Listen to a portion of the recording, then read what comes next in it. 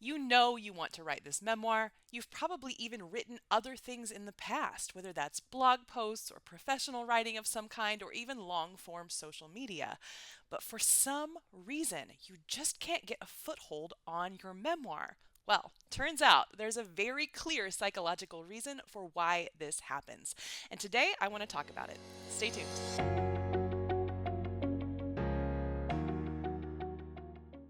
Do you keep getting stuck in your memoir because you don't know how to make a plan? Well, so did Rita before she joined the memoir method.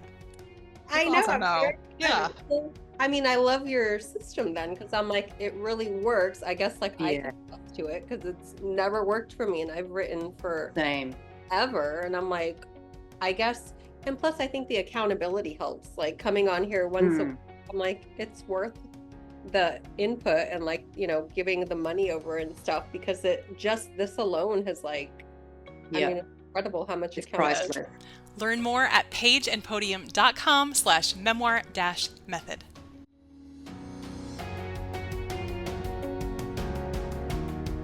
When I started to work on my own memoir, I felt a lot of the things that I hear from you all the time. It was just really difficult to get a foothold. Sure, I could think about the ideas I wanted. Of course, I knew how to write the message. And in fact, I even know how to write books.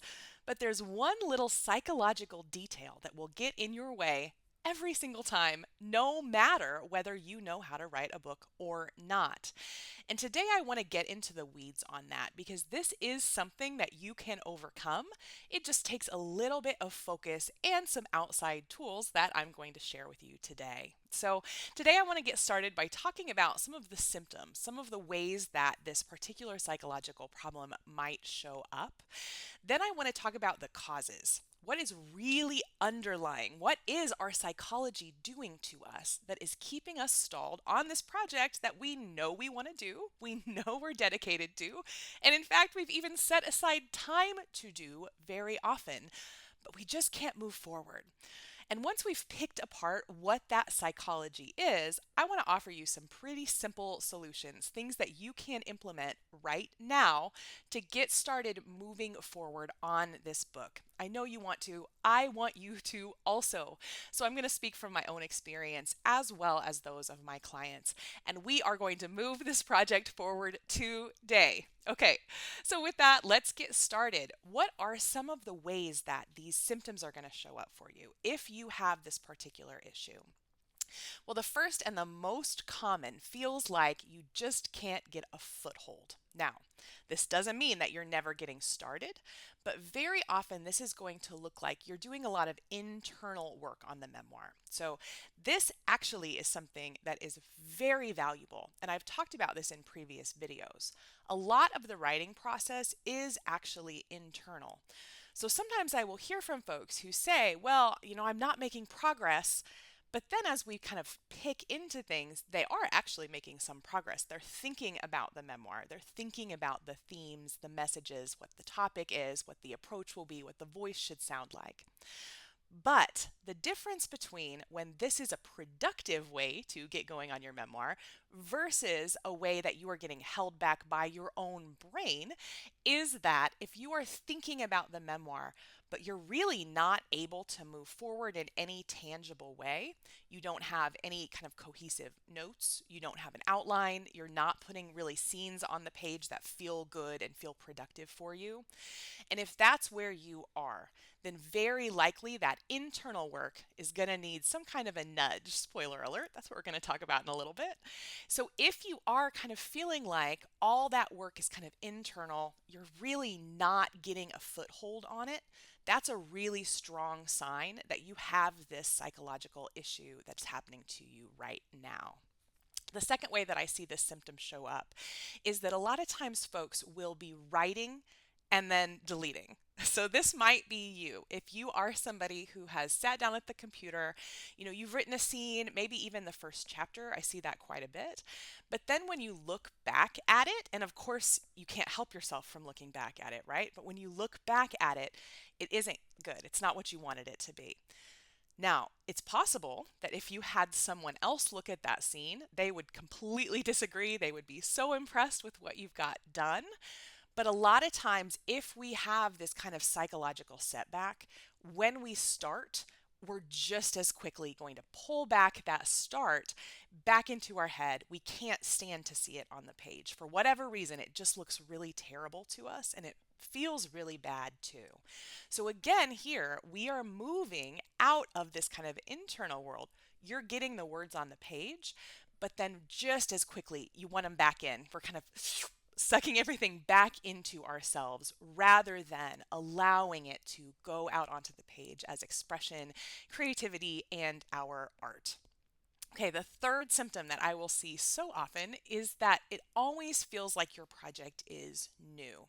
Now, I've seen this with people who have been thinking on their project for 5, 10, 15 years, where it just never feels like you're building on anything. And I experienced this myself actually. When I started to work on my memoir in earnest, one of the most frustrating things was that I always felt like I was starting over. So every time I would carve out this time either on the computer, or sometimes I would say I'm going to start in a journal. Sometimes I would start with note cards. Whatever the strategy, I kept starting over. I really was never able to feel like I was building momentum or building on a previous session. I just kept coming to the project new, new, new. And that starts to get really frustrating the longer it goes on. But even if you've only felt it, for a couple weeks or months, oftentimes this is still a sign. If that project just still feels brand new every time you sit down, that's often a sign that you need a little bit of this nudge that I'm going to talk about. And then the last thing that you will see if you are in this kind of psychological space is that your strategy itself will change.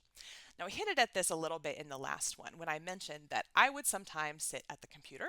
Sometimes I would open a Word document. Sometimes I would open Scrivener, which is a writing program that we use in my company. Sometimes I would use note cards. This is the way that I learned to write when I was a junior in high school. Shout out to Mr. Edwards. And sometimes I would be at my journal. But every single time I was starting a different strategy. I had a whole different kind of mental roadmap for how I was going to go forward every single time I started a new session. This doesn't necessarily need to be logistical strategy either. It doesn't need to be Word doc, Scrivener, note cards. Sometimes this also looks like different types of strategies for learning the information that you know you need and want to learn. So this also may be that you are buying a particular book, reading it, you're going to go with, the Mary Carr method or whatever it might be. And then once you kind of try that, oh, that doesn't really fit. So then maybe you buy a bunch of memoirs that are pretty similar to the one you're trying to write. You read all those, see if maybe you can put together some kind of a pattern. But when you do that, that doesn't really feel right either. So maybe you buy an online course, maybe you pay for a book coach, maybe you join a writing group in your community. Whatever the particular strategies that have jumped out to you, it is a sure bet that if you are switching strategies fairly dramatically every single time, or even every, second or third time you sit down to work on the project, that is a really, really good sign that what is happening here is not an issue of your writing talent or ability or commitment or even motivation, honestly. It's a really sure sign that what's actually happening is a processing problem, not a writing problem. So let's talk about what that means, because I think this is a really important concept that we can borrow from psychology that is such a quick, simple fix if we can just let ourselves embrace it. When I say that what we're experiencing with all of those symptoms I just talked about is a processing problem, what I mean is that rather than processing how we're going to get the memoir onto the page, what we're actually struggling with is processing the experiences and ideas that we want to talk about. Now, I think this is really intuitive actually when we kind of reflect on our experiences in our whole lives.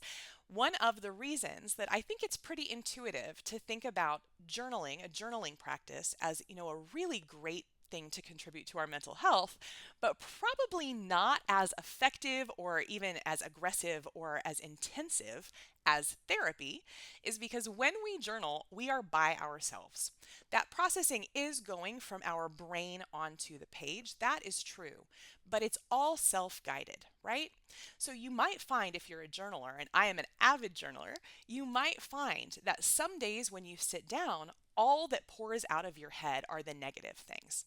And sometimes what I have found for myself is that when I'm in that mindset, the very best thing I can do for my mental health is stop journaling. Because there is nothing worse for us than continuing to dwell in this space of everything is so terrible and I have all these traumas and how am I ever going to work through them and something in me is broken. All these things that come up when we stay in our heads too much. At the same time, even when we're journaling and feeling really good, even if you do, as I do, a gratitude practice, even if you like to kind of journal in a little bit more objective way, that's more a log for yourself, we are still missing pieces of the full puzzle of how our brains are working. And the reason for that, the reason that therapy can move us out of that space, is that when we are in therapy, we have an external person to nudge us in the direction that we need to go. Often, is that a direction we knew we needed to go in? 100%. But there is still something that is so helpful and supportive about having someone else there to ask a follow-up question, to challenge our interpretation of a particular thing, even to just push us to keep going when we feel like we're ready to stop.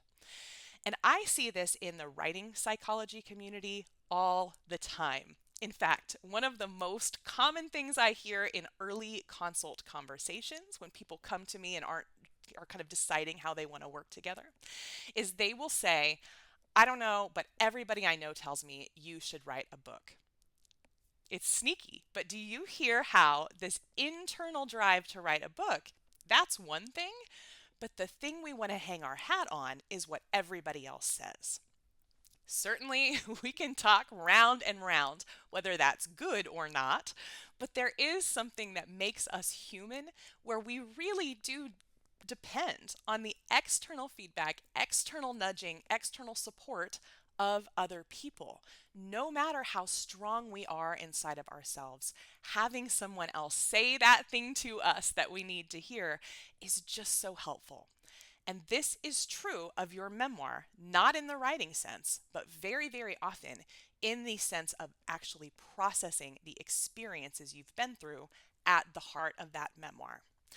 And one thing that's really important is that this is a specific issue for memoir writers. This is not an issue that is going to come up for novelists, fiction writers, and it's not really an issue that I have seen with my nonfiction, prescriptive nonfiction clients that I work with either. It is very, very specific for memoir writers. And there are two reasons that I think that's the case.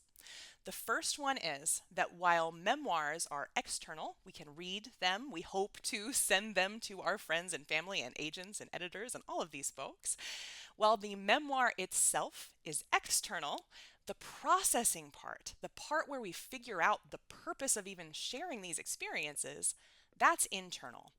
So one thing that is so specific to memoir writing is that unlike nonfiction, where generally we know what we want to say before we sit down to write, and unlike fiction, where we are playing and we have kind of complete control to shift the narrative or the characters or really whatever we need, with memoir, we are bound by what really happened, and we are pushed to make that have some kind of vivid imagery, some kind of grounding in truth and motivation and inspiration. We have to hit both of those in a memoir. And what that means is that we are constantly moving between the internal of the processing piece and the external of the writing piece. Back and forth and back and forth and back and forth. Now, remember what I said earlier about the internal to the external. It is very, very difficult for us to move from the internal to the external. I usually find that the move back from external to internal is much, much easier, and I suspect that this is why it is so common to see people write a scene and then delete it. Because what we are doing there is moving from the external back to that kind of safe haven of the internal where we have total control. It is our brain, right? We're not sharing it in any way. But what we really need with memoir is a nudge to help us know when we need to go back outside versus when we need to go back inside, and then when, again, we need to go back outside. So that movement between the two, that's really specific to memoir, and it's really, really challenging on us neurologically. It's really hard to do that from a psychological perspective. And the second reason that I think that this is so important for memoirists to remember is that we are not only moving between the internal processing of the experiences and the external writing of those experiences. Once we start to sit down at the computer, once we start the writing process, we have this third little gremlin here that is the actual how to of writing. And most of the clients that I work with, most of the people that I talk to about their memoirs will back this up. Even if you get really good at moving from the internal to the external of the processing of your experiences, once we start to add in, yeah, but how do I write dialogue? How do I format dialogue? How do I transition between a flashback and back to the present moment? How do I structure the book? All of these questions that crop up. And once we think about it this way, when we are focused on the internal to the external processing that we know can be so helpful, all we got to do is find a way to get the writing in there without adding to the pain of this internal external cycle. And I want to give you a little bit of kind of data, a little bit of hard evidence to back up what I'm saying here because I really want to make sure it sticks. It is so, so important. So, what are the things that psychology tells us a memoir can do for us? Well, there are a lot of them. It can help us find peace in the focus of writing. When we sit down to write, we find this really depth of focus, this way that we are tuning everything out and really just focusing in on these experiences. That is really, really helpful in incorporating that internal and external back and forth because we have that focus and clarity and calm.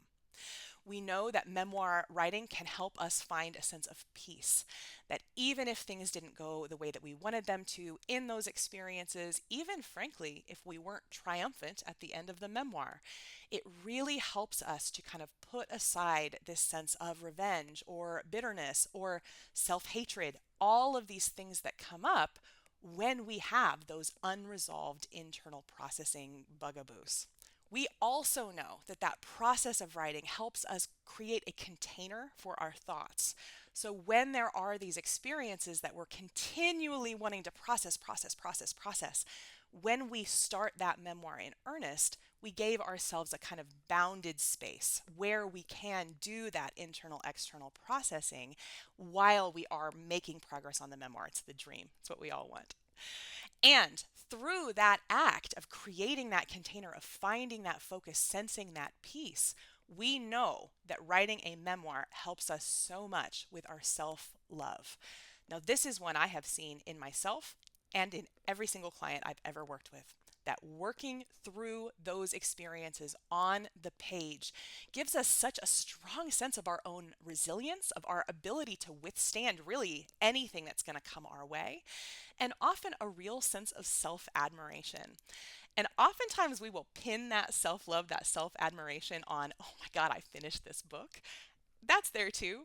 But there is also a piece of just understanding how your story fits in kind of the scheme of your life philosophy and your values that is really going to put you so in touch with who you really are, with that kind of inner sense of self that we so often want to keep hidden in our social world.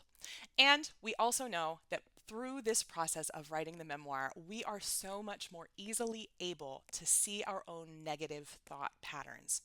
And part of the reason is that when we get in that negative processing spiral, we can feel how frustrating that is because we're trying to move forward with a project.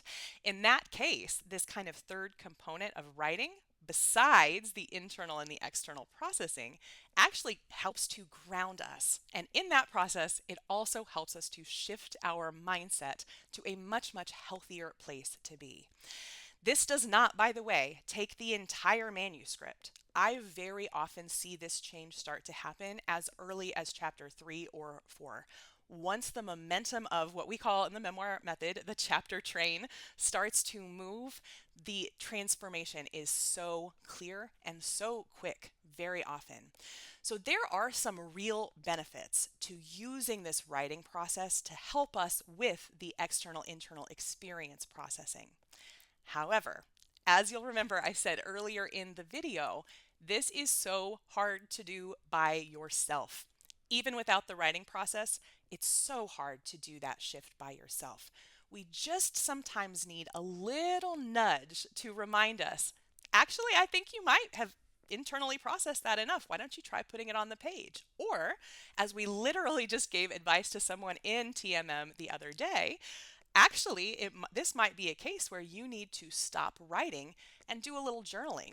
This is an example of a time that you need to go back and do more internal processing before you're ready to move back to the external. Now, one of the things that makes it so difficult to overcome this challenge is that, as I said earlier, this is a memoir specific challenge. So I want to start by saying what is not the solution. So often, what I see is that people are struggling with this getting started process, and the solution that they find for themselves is to start a really comprehensive writing program. So, very often, they will either find an MFA where they will spend years and tens of thousands of dollars to get support on general writing. Unfortunately, what most people will find in an MFA is that memoir is very often an afterthought. So there is much, much more focus on fiction and prescriptive nonfiction than there is on the actual process of processing our experiences and getting them onto the page. Or at the other end, I will see folks sign up for inexpensive, even more expensive, courses or group programs online. And unfortunately, very often these things fall into the same trap as the MFA. When we get into these courses, we will often find that there is no real focus on memoir. They are just open for whoever wants to be in there, which often means that we start to get a lot more information on fiction writing when really what we need is that nudge between internal and external. So, what the solution really is of course, we need to be working with someone who can help us nudge between internal and external. Now, there's lots of options here. I always recommend that folks who are working on a memoir have some kind of mental health support nearby. That can be an actual therapist. It can be friends and family if they are very good listeners, and if they are very good at nudging you from spirals of processing into an actual external sharing mode.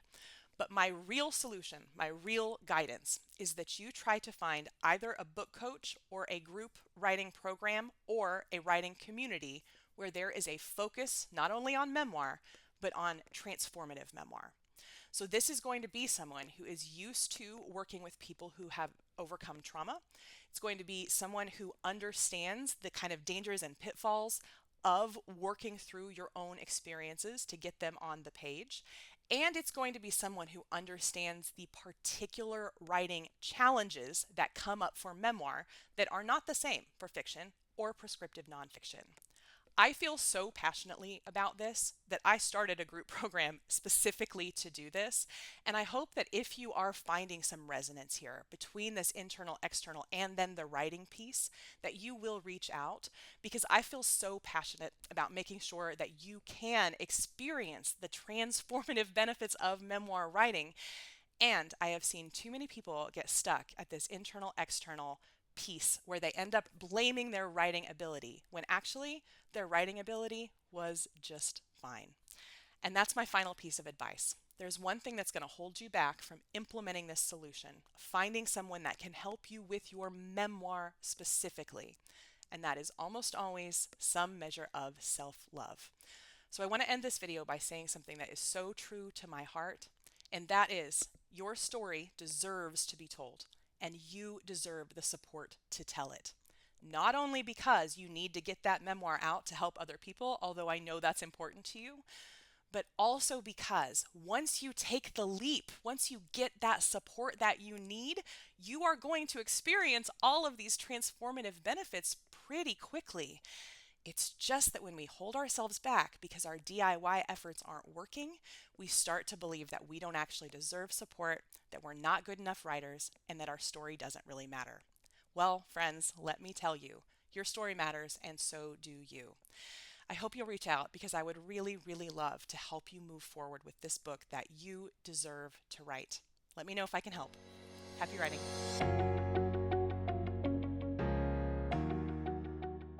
Your memoir could change someone's life, but not if you never get it written.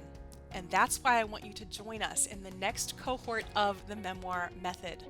This small, curated 9-month group program will take you from idea to published, and you're going to do it with direct access to a nonfiction and a fiction specialist. You're going to do it with an entire training vault designed to help support first-time authors in their memoirs, and you're going to do it with a community of like-minded women who are writing alongside you with the same dream of using their life story to help others.